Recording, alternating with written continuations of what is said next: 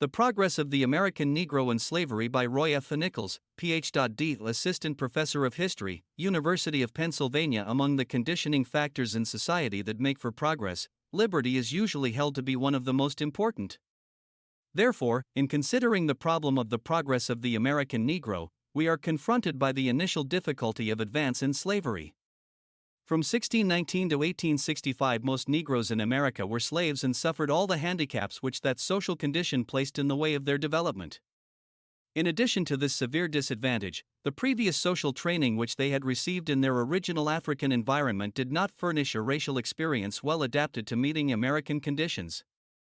In spite of these obstacles, however, the Negro made progress before emancipation and made contributions to American civilization.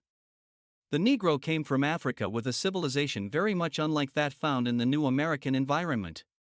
Language and social customs were different. The Negro's conception of family was complicated by clan organization and polygamy.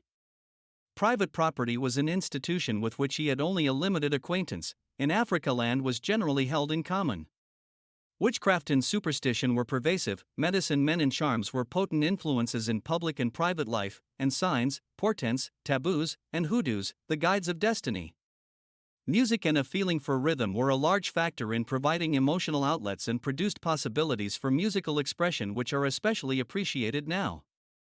Artistic achievement there was, also, of a type which is today a center of controversy. This in brief was the African background. In disregarding the question as to its measure on the scale of the advance of civilization, it was a way of life different from that of the Anglo-Saxon. When, therefore, white traders first brought Negroes to the 13 English colonies, a tremendous readjustment was necessary. Early history. The history of the American Negro and slavery can be divided into two periods. The first extended to the beginning of the 19th century and the second from thence to emancipation. In the first period, the Negro was not brought to American shores in large numbers until after the opening of the 18th century.